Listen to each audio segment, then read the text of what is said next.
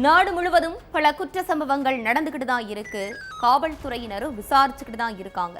அது மாதிரியான பல குற்ற சம்பவங்களின் தொகுப்பு தான் நிகழ்தகவு.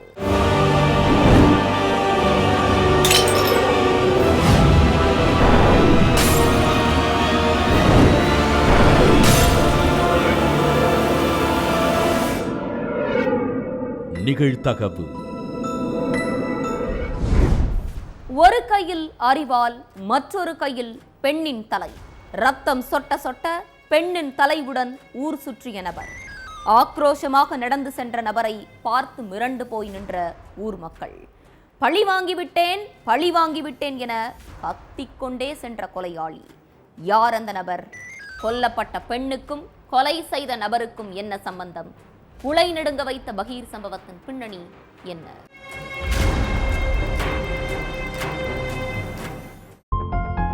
காலையில 7 மணி இருக்கும். ஒரு பக்கம் விவசாய தோட்டத்துல விவசாயிகள் நின்னு வேலை பார்த்துக்கிட்டு இருந்திருக்காங்க. இன்னொரு பக்கம் ஒரு சில மக்கள் ரோட்ல வாக்கிங் போய்கிட்டு இருந்திருக்காங்க. மொத்த ஊரும் அமைதியின் சொரூபமா இருந்துகிட்டு இருந்த நேரத்துல தலையில தலப்பாக கட்டியிருந்த ஒருத்தர் ஒரு கையில ரத்தம் படிஞ்ச அரிவாளோடையும் இன்னொரு கையில ரத்தம் சொட்ட சொட்ட ஒரு பெண்ணோட தலையோடையும் ஆக்ரோஷமா நடந்து போய்கிட்டு இருந்திருக்காரு. இத பார்த்த ஊர் மக்களுக்கு ஒரு நிமிஷம் மூச்சே நின்னு போயிருக்கு. இளைஞர்கள் சிலரு அந்த நபர்கிட்ட போய் என்னாச்சு ஏதாச்சுன்னு கேட்போம்னு நினைச்சிருக்காங்க. ஆனா அவரை பார்க்கறதுக்கே பயங்கரமா இருந்ததால யாரும் அவர்கிட்டயே போகல, பேச்சும் கொடுக்கல. அந்த ஆளு எங்க தான் போறாருன்னு பாக்குறதுக்காக ஒரு சிலரு அவர் பின்னாலேயே 2 வீலர்லயும் நடந்தும் போய்கிட்டு இருந்திருக்காங்க. இன்னும் கொஞ்சம் பேரு தங்களுடைய செல்போன்ல போட்டோ வீடியோன்னு எடுத்துக்கிட்டு இருந்தாங்க. கண்ணுல கொலை வெறியோட ஆவேசமா நடந்து போனவரு கடைசியில அங்க உள்ள ஒரு போலீஸ் ஸ்டேஷனுக்கு போய் சரணடைஞ்சிருக்காரு. ஒரு கையில அரிவாள், இன்னொரு கையில ஒரு பெண்ணோட தலைன்னு கொடூரமா வந்து நின்ன அந்த ஆளை பார்த்து போலீஸ்காரங்களே ஒரு நிமிஷம் ஷாக் ஆகி இருக்காங்க. அதுக்கு பிறகு அவர்கிட்ட நடத்தின விசாரணையில தான் எல்லா விஷயமும் தெரிய வந்திருக்கு.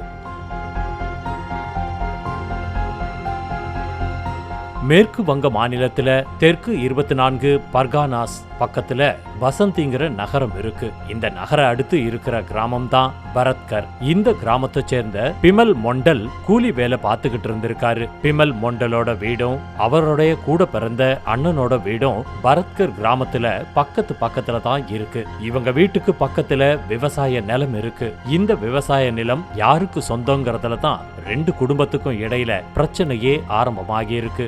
2 குடும்பத்துக்கும் இடையில கடந்த சில மாதங்களாகவே சொத்து பிரச்சனை இருந்துகிட்டு வந்திருக்கு. இந்த விவசாய நிலத்துல பிமல் மொண்டல் தான் பல வருஷங்களாகவே விவசாயம் பார்த்துக்கிட்டு வந்ததோட அந்த நிலத்தையும் முறையா பராமரிச்சுட்டு வந்ததா சொல்லப்படுது. ஆனா அவங்க அண்ணனும் அண்ணியும் இத்தனை வருஷமா நிலத்தை கண்டுக்காம இருந்துட்டு திடீர்னு வந்து மொத்த நிலமும் தங்களுக்கு தான் சொந்தம்னு சொல்லி கேட்டதா சொல்லப்படுது.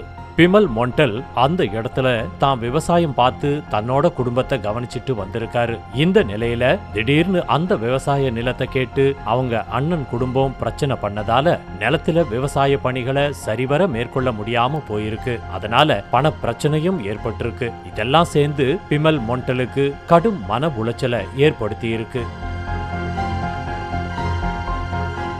இந்த சொத்து பிரச்சனையினால 2 குடும்பத்துக்கும் நடுவுல அடிக்கடி வாக்குவாதம் ஏற்பட்டுக்கிட்டே தான் இருந்திருக்குது. கடந்த வெள்ளிக்கிழமை நைட்டு கூட பிமல் மொண்டலுக்கும் அவங்க அண்ணனுடைய மனைவி சதி மொண்டலுக்கும் இடையில பயங்கர வாக்குவாதமும் நடந்திருக்கு. மொத்த நிலமும் எங்களுக்கு தான் சொந்தம், என்ன ஆனாலும் உங்களுக்கு விட்டு கொடுக்கவே மாட்டோம்னு பிமல் மொண்டல் கிட்ட அவங்க அண்ணி சதி மொண்டல் சொன்னதா சொல்லப்படுது. அதுக்கப்புறம் மறுநாளான சனிக்கிழமை காலையில பொழுது விடிஞ்சதுமே திரும்பவும் 2 பேருக்கும் நடுவுல சண்டை வந்திருக்குது. அந்த சண்டையில தான் விவசாய நிலத்துல பயிரிடப்பட்டிருந்த பயிர்களை சதி மொண்டல் சேதப்படுத்தினதா சொல்லப்படுது. அதை பார்த்து கடுப்பான பிமல் மொண்டல் வீட்டுல இருந்து அருவாளை எடுத்துக்கிட்டு வந்து அண்ணி சதி மொண்டலை சரமாரியா வெட்டி கொண்டு இருக்காரு. அப்பவும் அவருக்கு ஆத்திரம் அடங்கல. அண்ணியோட தலைய துண்டா வெட்டி எடுத்து ஒரு கையில அரிவாளையும் இன்னொரு கையில அண்ணியோட தலையையும் வச்சுக்கிட்டு கொஞ்ச நேரம் ஊர்ல உள்ள முக்கிய தெருவுல நடந்து போயிருக்காரு. இத பார்த்து அதிர்ச்சி அடைந்த கிராம மக்கள் கொஞ்ச நேரம் அவர் பின்னாடியே போயிருக்காங்க. அப்போ இத்தனை நாளா என்ன பாடா படுத்துனதுக்கு மொத்தமா சேர்த்து பழி வாங்கிட்டேன்னு பிமல் மொண்டல் ஆக்ரோஷமா கத்தி இருக்காரு. கிட்டத்தட்ட 1 மணி நேரமா ஊர் முழுவதும் நடந்தே போன பிமல் மொண்டல் அதுக்கப்புறம் பசந்தி காவல் நிலையத்துக்கு போய் சரணடைஞ்சிருக்காரு. விசாரணையில எல்லா உண்மையும் தெரிஞ்சதுக்கு அப்புறம் போலீஸ் பிமல் மொண்டலை அரெஸ்ட் பண்ணி ஜெயில அடைச்சிட்டாங்க. பிமல் மொண்டல் நார்மல் மனநிலையில இல்லைன்னு, அடிக்கடி மனநிலை பாதிக்கப்பட்டவர் மாதிரி ரொம்ப ஆக்ரோஷமா பிஹேவ் பண்றாருன்னு அவருக்கு போதுமான ட்ரீட்மெண்ட் கொடுத்ததுக்கு அப்புறம் அவர்கிட்ட முழு விசாரணை நடத்த முடியும்னு போலீஸ் அதிகாரிகள் தெரிவிச்சிருக்காங்க. உண்மையிலேயே சொத்து பிரச்சனையினால தான் இந்த கொடூர கொலை நடந்திருக்கா, இல்ல அதையும் தாண்டி வேற ஏதாவது பிரச்சனை இருக்காங்கிற கோணத்திலையும் போலீஸ் தொடர்ந்து விசாரணை நடத்திக்கிட்டு இருக்காங்க. வீட்டில் அமர்ந்து கொண்டு தேம்பி தேம்பி அழுது கொண்டிருந்த மனைவி என்னாச்சு ஏதாச்சு என விசாரித்த போது கணவனுக்கு காத்திருந்த அதிர்ச்சி. இளைஞர் ஒருவர் தன்னை மிரட்டுவதாக கூறிய மனைவி தனது மனைவி வேறொரு இளைஞருடன் வாட்ஸ்ஆப்பில் அரை நிர்வாணமாக வீடியோ கால் பேசியதை பார்த்து கொந்தளித்த கணவர். ஆபாச வீடியோவை காட்டி மிரட்டிய இளைஞர் சிக்கினானா? நடந்தது என்ன?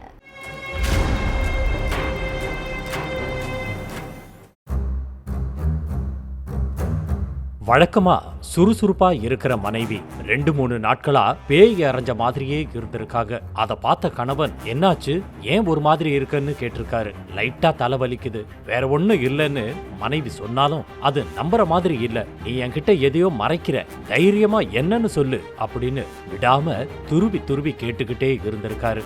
அப்போ மனைவி தேம்பி தேம்பி அழுதுருக்காங்க. அதுக்கப்புறம் எனக்கு வாழவே பிடிக்கல, சாக போறேன்னு சொல்லி கண்ணீர் வடிச்சிருக்காங்க. அதை கேட்ட உடனே பதற்றமான கணவன் என்ன பிரச்சனையா இருந்தாலும் சொல்லு, பாத்துக்கலாம் அப்படின்னு தைரியம் கொடுத்திருக்காரு. அதுக்கு பிறகு மனைவி சொன்னதை கேட்டதும் கணவனுக்கு தலையில இடி விழுந்த மாதிரி ஆகியிருக்கு. சரவணன் விக்ரம்ங்கிற ஒருத்தன் தன்னை ஆபாசமா வீடியோ எடுத்து வச்சுக்கிட்டு மிரட்டுறான்னு, அவன் கூட நெருக்கமா இல்லைன்னா வீடியோவை ஃபேஸ்புக் இன்ஸ்டால போட்டுருவேன்னு சொல்லியே டார்ச்சர் பண்றதாவும் சொல்லியிருக்காங்க. மனைவி சொன்னதை கேட்டு ஷாக்கான கணவன் மனைவிய நேரா சென்னை சைபர் கிரைம் காவல் நிலையத்துக்கு கூப்பிட்டு போய் கம்ப்ளைண்ட் பண்ணியிருக்காங்க. இது சம்பந்தமா வழக்கு பதிவு செஞ்ச போலீஸ் கம்ப்ளைண்ட் கொடுத்த பெண்கிட்ட விசாரணை நடத்தியிருக்காங்க. அதுலதான் பல அதிர்ச்சியான விஷயங்கள் வெளிச்சத்துக்கு வந்திருக்கு. சென்னை நெற்குன்றத்தை சேர்ந்த 37 வயசான இளம்பெண்ணுக்கு 2 பசங்க இருக்காங்க. வேலைக்கு எதுவும் போகாம வீட்டுல இருந்து கணவனையும் குழந்தையையும் கவனிச்சுக்கிட்டு இருந்த இளம்பெண் கணவன் வேலைக்கு போனதுக்கு அப்புறம் ஃபேஸ்புக் இன்ஸ்டான்னு சமூக வலைத்தளங்கள்லயே மூழ்கி கடந்திருக்காங்க. அப்போ ஃபேஸ்புக் மூலமா அந்த பெண்ணுக்கு அறிமுகமானவர் தான் சரவணன் விக்ரம். தூத்துக்குடியை சேர்ந்த சரவணன் விக்ரம் சென்னையில உள்ள ஒரு பிரைவேட் கம்பெனியில வேலை பார்த்துக்கிட்டு இருந்திருக்கான். அடிக்கடி ஃபேஸ்புக்ல வீடியோஸ் போடுறது, தத்துவமான கருத்துக்களை அப்லோட் பண்றதுன்னு சோசியல் மீடியாவில் ஆக்டிவா இருந்திருக்கான். இவனுக்கு கல்யாணமாகி 2 பசங்க இருக்காங்க. ஆனா சில வருஷத்துக்கு முன்னாடியே மனைவி கூட விவாகரத்து வாங்கிக்கிட்டு தனியா தான் வாழ்ந்துகிட்டு இருந்திருக்கான். இதுக்கு நடுவுல தான் ஃபேஸ்புக் மூலமா இளம் பெண்ணுக்கு அவரோட பழக்கம் ஏற்பட்டிருக்கு. முதல்ல 2 பேரும் நார்மலா தான் சேட் பண்ணி பேச ஆரம்பிச்சிருக்காங்க. கொஞ்ச நேரம் மட்டும் நடந்துகிட்டு இருந்த சேட்டிங் மெல்ல மெல்ல அதிகரிச்சு மணிக்கணக்கான சேட்டிங்கா மாறி இருக்கு. அதுக்கு பிறகு போன் நம்பரை பரிமாறிக்கிட்ட 2 பேரும் ஃபேஸ்புக்கை விட்டுட்டு வாட்ஸ்அப்ல பேச ஸ்டார்ட் பண்ணியிருக்காங்க. ஒரு கட்டத்துல இவங்களுடைய பழக்கம் தகாத உறவா மாறி இருக்குது. கணவன் குழந்தைகள்லாம் தூங்குனதுக்கு அப்புறமா சரவணன் விக்ரம் கூட வீடியோ கால்ல பேசியிருக்காங்க. நார்மலா பேசியிருந்தா இளம்பெண் இப்போ இந்த மாதிரி சிக்கல்ல மாட்டாம இருந்திருப்பாங்க. இளம்பெண்ணும் சரவணன் விக்ரம் கூட வீடியோ கால்ல அரை நிர்வாணமா பேசினதால அதை அவன் ரெக்கார்ட் பண்ணி வச்சிருந்திருக்கான். வீடியோ கால்ல பேசினத சரவணன் விக்ரம் ரெக்கார்ட் பண்ணி வச்சு நம்மள மிரட்டுவான், அதனால நம்ம வாழ்க்கையில ஏகப்பட்ட பிரச்சனை வரும் அப்படிங்கறதெல்லாம் அப்போ அந்த பெண்ணுக்கு தெரியல. அதுக்கு பிறகு இளம் பெண்ணை தினமும் வீடியோ கால்ல அரை நிர்வாணமா வந்து பேசணும்னு டார்ச்சர் கொடுத்திருக்கான். அதனால கடுப்பான இளம் பெண் சரவணன் விக்ரம் கூட பேசுறத முழுசா ஸ்டாப் பண்ணியிருக்காங்க. இதனால ஆத்திரத்தோட உச்சிக்கு போன சரவணன் விக்ரம் இளம் பெண் தான் கூட அரை நிர்வாணமா பேசின வீடியோவை வாட்ஸ்அப்ல அனுப்பி தன்னோட பழைய மாதிரி இருக்கணும்னு மிரட்டல் விட்டுருக்கான். அந்த வீடியோவை பார்த்ததும் ஷாக்கான இளம் பெண் யார்கிட்ட சொல்றதுன்னு தெரியாம முழிச்சுக்கிட்டு இருந்தப்பதான் வேற வழி இல்லாம தன்னுடைய கணவர்கிட்ட சொல்லி இருக்காங்க.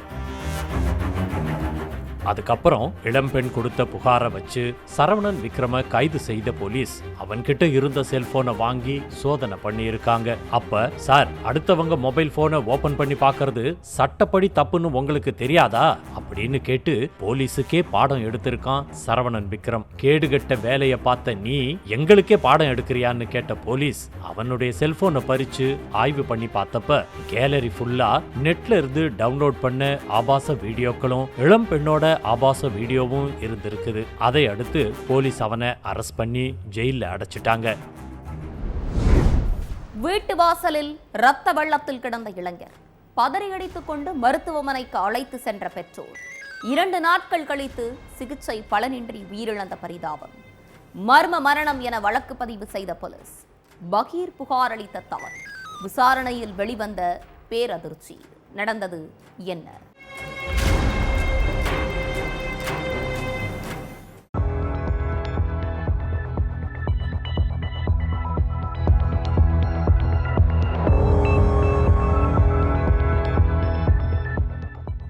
வீட்டு வாசல்ல தலையில ரத்த காயத்தோட உயிருக்கு போராடிக்கிட்டு இருந்த மகனை பார்த்ததும் பெத்தவங்க துடிதுடிச்சு போயிருக்காங்க. அதுக்கப்புறம் அக்கம் பக்கத்துல உள்ளவங்க உதவியோட இளைஞரை மீட்டு சேலம் அரசு மருத்துவக் கல்லூரி மருத்துவமனைக்கு கொண்டு போனாங்க. ஆனா 2 நாளைக்கு அப்புறம் அந்த இளைஞர் சிகிச்சை பலனின்றி உயிரிழந்துட்டாரு. இந்த சம்பவம் தொடர்பா மர்ம மரணம்னு வழக்கு பதிவு பண்ணி போலீஸ் விசாரணை நடத்திக்கிட்டு இருந்த நேரத்துல தான் போலீஸுக்கு அந்த அதிர்ச்சி தகவல் கிடைச்சிருக்கு. சேலம் அம்மாபேட்டை பகுதியைச் சேர்ந்தவர் 61 வயதான மாதையன். இவருடைய மனைவி 52 வயதான குப்பாயி. இந்த தம்பதியோட மகன் பேரு சாந்தகுமார். 37 வயசான சாந்தகுமார் ஒழுங்கா எந்த வேலைக்கும் போகாம எந்நேரமும் குடியும் கூத்துமாவே இருந்ததா சொல்லப்படுது. தினமும் நைட்டு மது போதையில வீட்டுக்கு வரதையே வழக்கமா வச்சிருந்த சாந்தகுமார் வீட்டுக்கு வந்தோமா அமைதியா படுத்து தூங்குனோமான்னு இல்லாம பெத்தவங்க கிட்ட தினமும் தகராறு பண்ணி டார்ச்சர் பண்ணதா சொல்லப்படுது. வயதான அப்பா அம்மாவுக்கு தான் சம்பாதிச்ச பணத்தை கொடுக்காம மது குடிக்கிறதுக்கு காசு கேட்டு பெத்தவங்களை அடிச்சு உதைச்சு துன்புறுத்திக்கிட்டு இருந்ததாவும் சொல்லப்படுது. எனக்கு வயசாகி போச்சு, இதுக்கு மேல என்னால வேலை பார்த்து சம்பாதிக்க முடியாது. குடிப்பழக்கத்தை விட்டுட்டு வேலைக்கு போய் 4 காசு சம்பாதிக்கிற வழிய பாரு. நீ சம்பாதிச்சு எங்களுக்கு கொடுக்கணும். குறைந்தபட்சம் உன்னை நீ பாத்துக்கிற அளவுக்காவது சம்பாதிச்சா போதும்னு தந்தை மாதையனும் சாந்தகுமார் கிட்ட அட்வைஸ் பண்ணி எவ்வளவோ போராடி இருக்காரு. ஆனா பெத்தவங்களுடைய எந்த அறிவுரையும் சாந்தகுமார் மனசை மாத்தல. ஒரு நாள் நைட்டு வழக்கம் போல வீட்டுக்கு ஃபுல் போதையில வந்திருக்காரு சாந்தகுமார். வீட்டுக்கு வந்ததும் வராததுமா வாசல்ல நின்னுக்கிட்டு இருந்த தந்தை மாதையன் கிட்ட செலவுக்கு பணம் கேட்டு தகராறு பண்ணியிருக்காரு. குடிச்சிட்டு வந்ததும் இல்லாம மேற்கொண்டு பணம் கேட்டு பிரச்சனை பண்றியா, பேசாம போய் படுன்னு கோவமா சொல்லியிருக்காரு மாதையன். ஆனா இப்ப பணம் கொடுக்கலன்னா நடக்கிறதே வேறன்னு சொல்லி சாந்தகுமார் போதையில எகிர்னது மட்டுமில்லாம தகாத வார்த்தைகள்ல பேசி அப்பாவையே அடிக்க பாஞ்சதா சொல்லப்படுது. இப்படியே அப்பாவுக்கும் மகனுக்கும் இடையில மோதல் அதிகமாகிடுச்சு. தினமும் குடிச்சிட்டு வந்து கண்டபடி பேசி வயசானவங்கன்னு கூட பார்க்காம இப்படி கை நீட்டியேன்னு மாதையன் ஆதங்கத்தோட கேட்டிருக்காரு. ஆனா அப்பவும் அடங்காத சாந்தகுமார் தொடர்ந்து ரகலை பண்ணிக்கிட்டு இருந்திருக்காரு. ஒரு கட்டத்துல பொறுமையை இழந்த மாதையன் சாந்தகுமார கீழே தள்ளி விட்டுட்டு மகனோட தலையிலேயே கல்ல தூக்கி போட்டிருக்காரு. அதுக்கு பிறகு அந்த கல்லாலேயே முகத்துல ஓங்கி ஓங்கி ஆத்திரம் தீர அடிச்சிருக்காரு. பிறகு கோவத்துல வீட்டுக்குள்ள போய் படுத்து தூங்கிட்டாரு. மறுநாள் காலையில எழுந்திருச்சு பார்த்தப்பதான் வாசல்ல சாந்தகுமார் ரத்த வெள்ளத்துல கிடந்திருக்காரு. அதுக்கு பிறகு பெற்றோரான மாதையனும் குப்பாயியும் சாந்தகுமார சேலத்துல உள்ள கவர்மெண்ட் மெடிக்கல் காலேஜ் ஹாஸ்பிட்டல்ல சேர்த்திருக்காங்க. ஆனா 2 நாளைக்கு அப்புறம் சிகிச்சை பலனின்றி சாந்தகுமார் உயிரிழந்துட்டாரு. மது போதையில வீட்டுக்கு வந்தப்போ சாந்தகுமார் கால் தவறி கீழே விழுந்திருக்கலாம்னு போலீஸ் முதல்ல சந்தேகப்பட்டாங்க. ஆனா முகத்துல பல இடங்கள்ல சரமாரியா அடிச்சதுக்கான ரத்த காயங்கள் இருந்ததால கண்டிப்பா யாரோ அவரை அடிச்சிருக்காங்கன்னு மருத்துவர்கள் உறுதிப்படுத்தி இருக்காங்க. வீட்டு பக்கத்துல சிசிடிவி கேமராக்களை செக் பண்ணி பார்த்தப்பவும் போலீஸுக்கு எந்த துப்பும் கிடைக்கல. சாந்தகுமார யார் அடிச்சாங்க, என்ன நடந்துச்சுன்னு தெரியாம போலீஸ் குழம்பிக்கிட்டு இருந்தப்பதான் சாந்தகுமாரோட தாய் போலீஸ் கிட்ட ஒரு விஷயத்த சொன்னாங்க. கடந்த சில நாட்களாகவே என் மகன் தினமும் குடிச்சிட்டு வந்து வீட்டுல பயங்கரமா ரகலை பண்ணிக்கிட்டு இருந்தான். அதனால என் கணவருக்கும் என் மகனுக்கும் தினமும் சண்டை நடந்துகிட்டே இருந்துச்சு. எனக்கு என்னமோ என் கணவர் மேலதான் சந்தேகமா இருக்குன்னு போலீஸ் கிட்ட சொல்லி இருக்காங்க. அதுக்கு பிறகு மாதையனை ஸ்டேஷனுக்கு கூட்டிட்டு போய் போலீஸ் விசாரணை நடத்தினாங்க. முதல்ல தனக்கு எதுவுமே தெரியாதுன்னு சொல்லி சமாளிச்சாலும் போலீஸோட அடுத்தடுத்த கேள்விகளுக்கு பதில் சொல்ல முடியாம சாந்தகுமார நான் தான் கல்லால அடிச்சேங்கிறத அவருடைய அப்பா மாதையன் போலீஸ் கிட்ட ஒத்துக்கிட்டாரு. ஒழுங்கா வேலைக்கு போகாம தினமும் குடிச்சிட்டு வந்து என்னையும் என் மனைவியையும் அடிச்சு கொடுமைப்படுத்தணும். அதான் ஆத்திரம் தாங்காம கோபத்துல அடிச்சுட்டேன்னு போலீஸ் கிட்ட வாக்குமூலம் கொடுத்திருக்காரு. டீ கடைக்கு சென்றுவிட்டு வீடு திரும்பிய கணவன், நடு வீட்டில் கழுத்தறுக்கப்பட்டு கொடூரமாக இறந்து கிடந்த மனைவி, அதிகாலையில் வீடு புகுந்து பெண்ணின் கதையை முடித்த பக்கத்து வீட்டுக்காரன், இரத்தக்கரை படிந்த அரிவாளை கிணற்றில் வீசிவிட்டு தப்பி ஓடிய கொலையாளி சிக்கினானா? பக்கத்து வீட்டுக்காரனுக்கும் அந்த பெண்ணுக்கும் என்ன சம்பந்தம்? அதிகாலையில் அரங்கேறிய கொடூர சம்பவத்தின் பின்னணி என்ன?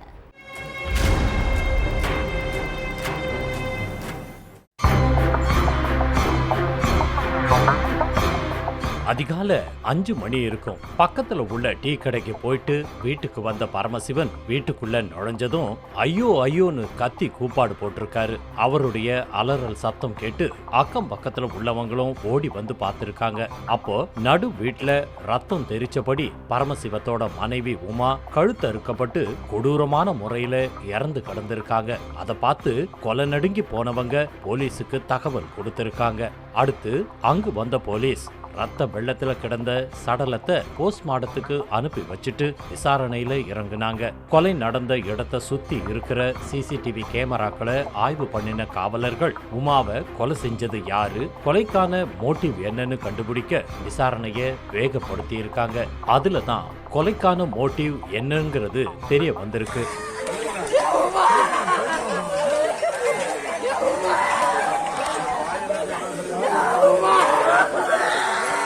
தென்காசி பாவூர் சத்திரத்துல இருக்கிற பனையடிப்பட்டி கிராமத்தை சேர்ந்த பரமசிவத்துக்கும் உமாவுக்கும் கல்யாணமாக்கி 16 வயசுல ஒரு மகன் 14 வயசுல ஒரு மகன்னு 2 மகன்கள் இருக்காங்க. பரமசிவன் கேரளாவுல சொந்தமா முடிவெற்ற சலூனை வச்சு நடத்திக்கிட்டு வர்றாரு. தினமும் வீட்டுக்கு வந்துட்டு போக முடியாதுங்கிறதால கேரளாவிலேயே ஒரு வீடை வாடகைக்கு எடுத்து கடையை கவனிச்சுட்டு இருந்திருக்காரு. சனி ஞாயிறு 2 நாள் தான் வீட்டுக்கே வருவாராம் பரமசிவன்.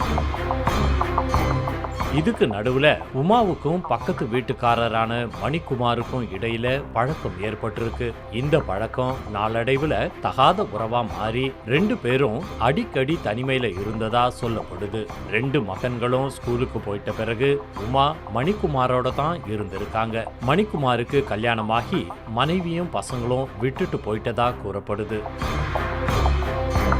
ஒரு கட்டத்துல உமா தன்னோடவே இருக்கணும்னு ஆசைப்பட்ட மணிக்குமார், உன் கணவனையும் குழந்தையையும் விட்டுட்டு என் கூட வந்துரு, நான் உன்னை ராணி மாதிரி வச்சு பாத்துக்கிறேன்னு உமா கிட்ட சொல்லியிருக்கான் மணிக்குமார். லூசு மாதிரி பேசாத, நான் ஏற்கனவே கல்யாணமானவ, என் புருஷனையும் குழந்தையும் விட்டுட்டெல்லாம் வர முடியாதுன்னு சொல்லி மணிக்குமார் கூட போக மறுத்திருக்காங்க உமா. ராணி மாதிரி வச்சு பாத்துப்பேன்னு சொல்றேன், என்ன நம்பி வரமாட்டேங்கிறாளேன்னு உமா மேல கோபப்பட்டு சண்டை போட்டிருக்கான். மனைவி பிள்ளைங்களும் கூட இல்ல, தனக்கு ரொம்ப பிடிச்ச பொண்ணு உமாவும் கூட வரமாட்டேன்னு சொல்றாளேன்னு ஆத்திரத்துல இருந்திருக்கான். இந்த கோவம் தான் உமாவை கொல்லணுங்கிற வெறிய அவனுக்குள்ள ஏற்படுத்தி இருக்கு.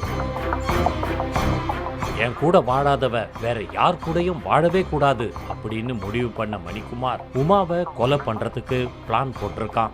சம்பவத்தன்னைக்கு வழக்கம் போல ஞாயிறு விடுமுறைக்காக வீட்டுக்கு வந்திருக்காரு பரமசிவன். பசங்க 2 பேரும் ஸ்கூல்ல நடந்த காம்படிஷனுக்கு போயிட்டு வந்து மாடியில தூங்கிட்டு இருந்திருக்காங்க. கீழே கணவன் மனைவியும் தூங்கிட்டு இருந்திருக்காங்க. அதிகாலையில 4 மணிக்கு பக்கத்துல உள்ள டீ கடைக்கு போயிருக்காரு பரமசிவன். அப்போ உமா மட்டும் வீட்டுல தூங்கிக்கிட்டு இருந்திருக்காங்க. உமா எப்ப தனியா சிக்குவா, அவ கதையை முடிச்சிடலாம்னு தவியா தவிச்சுக்கிட்டு இருந்த மணிக்குமார் பரமசிவன் வீட்டுல இருந்து டீ கடைக்கு போனதும் வீட்டுக்குள்ள நுழைஞ்சிருக்கான். அப்போ ஆழ்ந்து தூங்கிக்கிட்டு இருந்த உமாவை வாய பொத்தி அருவாளால கழுத்தை வெட்டி இருக்கான். உமாவோட இறுதி மூச்சு நின்னு போற வரைக்கும் பக்கத்துல இருந்து வாட்ச் பண்ண மணிக்குமார் அதுக்கு பிறகு வீட்டுல இருந்து எஸ்கேப் ஆகியிருக்கான். உமாவின் கழுத்தை வெட்டின அரிவாள பக்கத்துல உள்ள கிணத்துல வீசிட்டு தப்பிச்சு போயிருக்கான்.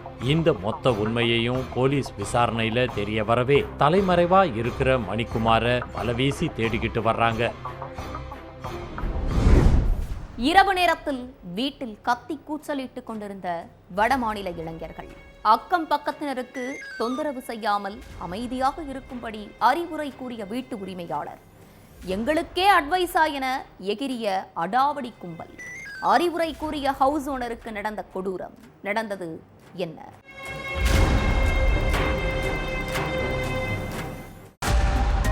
நடுராத்திரி 12 மணி இருக்கும். ஊரே அமைதியா இருக்கு. அப்போ ஒரே ஒரு வீட்டுல மட்டும் பசங்க சத்தம் கேட்டிருக்கு. அதுவும் பக்கத்து வீட்டுக்காரங்கள் எல்லாம் தூங்கவே முடியாத அளவுக்கு பேச்சு சத்தமும் கத்துற சத்தமும் பலமா கேட்டிருக்கு.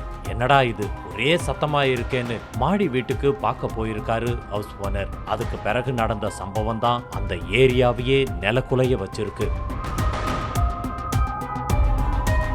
சேலம் சங்ககிரி பக்கத்துல உள்ள இடங்கன சாலை KK நகர் பகுதியைச் சேர்ந்த 54 வயதான கோவிந்தராஜ் அந்த ஏரியாவுல சொந்தமா தறிக்கூடம் வச்சு நடத்திட்டு வந்திருக்காரு. தனக்கு சொந்தமான மாடி வீட்டை பீகார் மாநிலத்தைச் சேர்ந்த 5 இளைஞர்களுக்கு வாடகைக்கு விட்டுட்டு கீழ் வீட்டுல தன்னுடைய மனைவி மற்றும் மகன் கூட வாழ்ந்துட்டு இருந்திருக்காரு. கடந்த 23ஆம் தேதி நைட்டு சுமார் 12 மணி அளவுல கோவிந்தராஜ் தன்னுடைய வீட்டுல படுத்து ஆழ்ந்து தூங்கிக்கிட்டு இருந்திருக்காரு. அப்போ மாடி வீட்டுல இருந்து ஒரே சத்தமா கேட்டிருக்கு. நைட்டு நேரம் நிம்மதியா தூங்க விட மாட்டேங்கிறாங்களேன்னு கோவிந்தராஜ் கடுப்பாகி இருக்காரு. கொஞ்ச நேரத்திலேயே சத்தம் கேட்கறது நின்னுடுன்னு ரொம்ப நேரமா பொறுமையா காத்து இருந்திருக்காரு. ஆனா ஒரு லெவலுக்கு மேல பொறுமையை இழந்த கோவிந்தராஜ் விறுவிறுன்னு மாடிக்கு போய் பார்த்திருக்காரு. அங்க அந்த வடமாநில பசங்க 5 பேரும் மது போதையில கத்தி கூச்சல் போட்டுக்கிட்டும் செல்போன்ல பாட்டு போட்டு டான்ஸ் ஆடிக்கிட்டும் இருந்திருக்காங்க. அதை பார்த்த உடனே கூட கொஞ்சம் கடுப்பான கோவிந்தராஜ் பக்கத்து வீட்டுல உள்ளவங்களை பார்த்தா உங்களுக்கு மனுஷனா தெரியலையே, யாரும் நிம்மதியா தூங்க வேண்டாமா, இத வீடுன்னு நினைச்சீங்களா இல்ல கிளப்னு நினைச்சீங்களா அப்படின்னு கோபமா கேட்டிருக்காரு.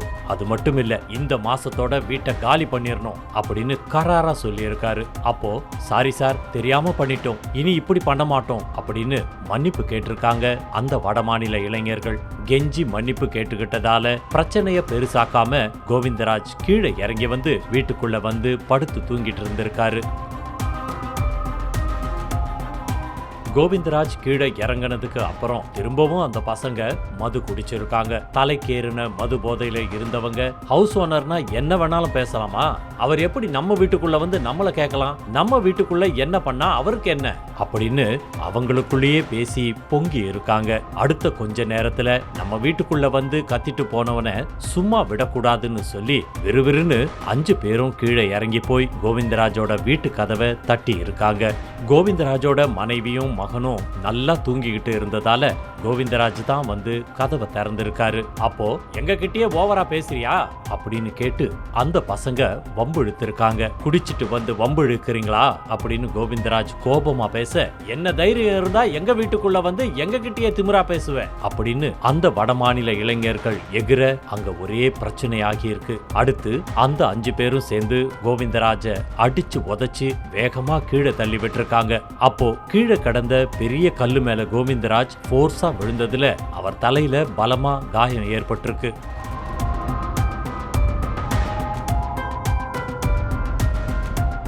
சத்தம் கேட்டு வெளியில ஓடி வந்து பார்த்த அவருடைய மகன் கோவிந்தராஜ ஹாஸ்பிட்டலுக்கு கூப்பிட்டுட்டு போயிருக்காரு. அதோட போலீஸுக்கும் தகவலை சொல்லி இருக்காரு. சம்பவ இடத்துக்கு வந்த போலீஸ் மது போதையில அடாவடித்தனம் பண்ண ராஜேந்திரகுமார், அஜய் பிந்த், சங்கர் பிந்த், லவ் குமார், குந்தன் குமார் ஆகிய 5 பேரையும் பிடிச்சு ஸ்டேஷனுக்கு கூட்டிட்டு போய் விசாரணை நடத்தினாங்க. அடிதடி வழக்கு பதிவு பண்ணி 5 பேரையும் ஜெயில அடைச்சிருந்தாங்க. இந்த நிலையில கடந்த 23ஆம் தேதி ஹாஸ்பிட்டல்ல அனுமதிக்க கோவிந்தராஜ் ஒரு வாரத்துக்கு பிறகு அதாவது 31ஆம் தேதி சிகிச்சை பலனின்றி உயிரிழந்துட்டாரு.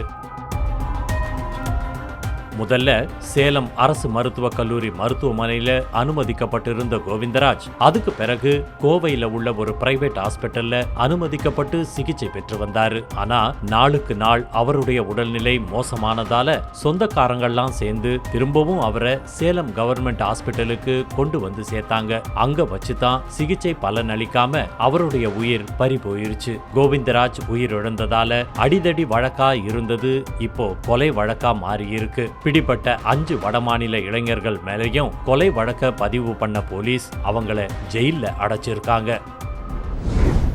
ஒவ்வொரு குற்றங்களின் முடிவும் சட்டத்தின் கையில். விசாரணை தொடரும். பார்க்கலாம் அடுத்த நிகழ்தகவல்.